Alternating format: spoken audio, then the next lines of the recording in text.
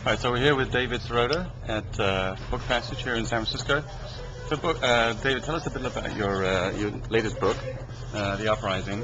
What was the inspiration behind it, and what are you talking about in the book? I'm going to look at you. Is that okay? Or you want to look here? You can look at me, that's fine. Okay. The inspiration of the book was, to look at the backlash to what I wrote about my first book. The first one was called Hostile Takeover, How Big Money and Corruption Conquered Our Government, How We Take It Back. And in writing that book, and then reporting a bunch of other stories subsequent to that, I found there's a huge amount of anger in the country against this hostile takeover of our government by big money interests.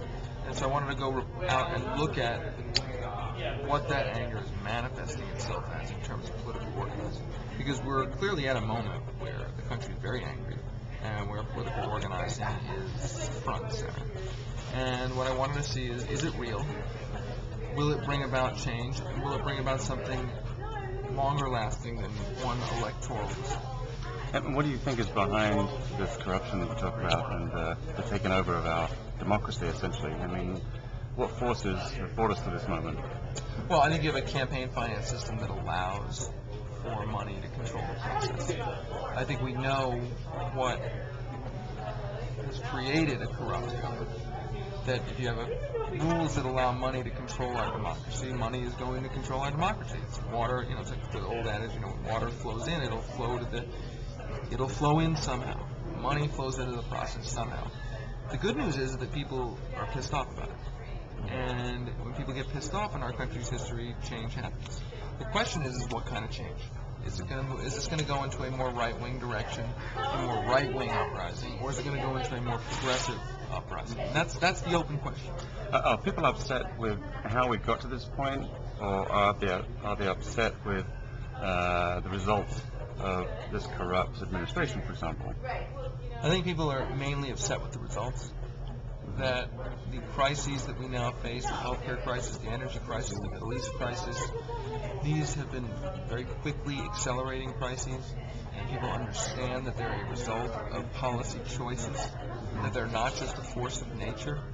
And I think that that's a good revelation because it's true, and I think that people are trying to direct their activism into changing those policy choices.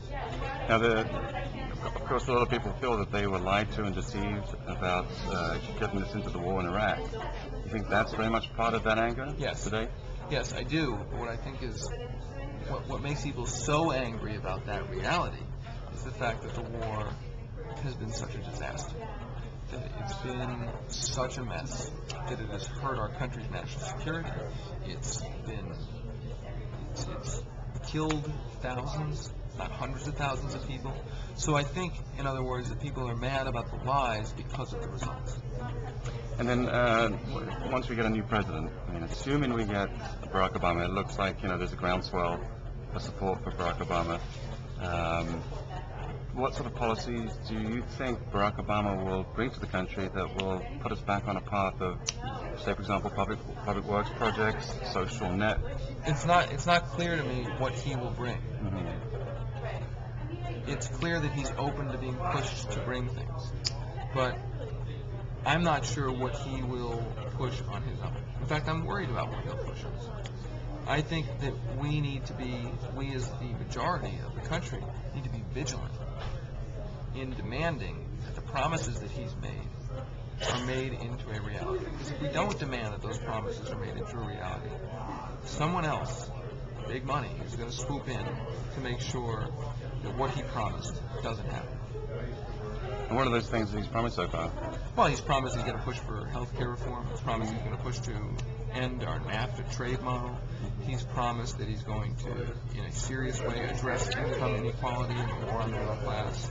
He's promised he's going to reform our energy policies. So he's made a lot of promises. We know what he's promised. And now it's a question of whether we're going to make him fulfill those promises. Now, today he spoke about his economic plan and essentially said that 95% of working people will not be impacted by his economic plan.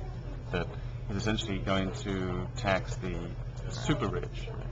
And under this Bush administration, and perhaps under the conservative politics of the last 15 years, we've seen a shrinking of the middle class, and now apparently it's like 1% of the population of the United States owns 90% of the wealth, which sounds like a South American country. That's right. So have we got into the sort of phase of being a sort of semi-dictatorship in this regard? Well, I certainly think that our country's economy resembles something that's undesirable. And I think that Obama's tax plan is a logical reaction to that. And I think that the right's attempt to demagogue it, which they will attempt to say that he's always raising taxes and hurt the economy, is not going to work. Because we have recent history to show that attack is a fraud. Last I checked, the economy was doing much better than it is, certainly not perfectly, but much better than it is under Bill Clinton when tax rates were higher. After he raised top marginal tax rates. So I think that the country is not going to be fooled again. The question is whether the Democratic Party and the progressive movement has the mettle to demand or to stand tall against the inevitable right-wing attacks. The public is ready to resist these right-wing lies. The question is whether the Democratic Party and the progressive movement is ready to stand up to those lies as well. Very good. Anything else you want to add? No. Very good. Okay. Thank you very much. All right, thanks for doing it. I appreciate it. Nice to meet you. Nice to meet you too, David. Yeah.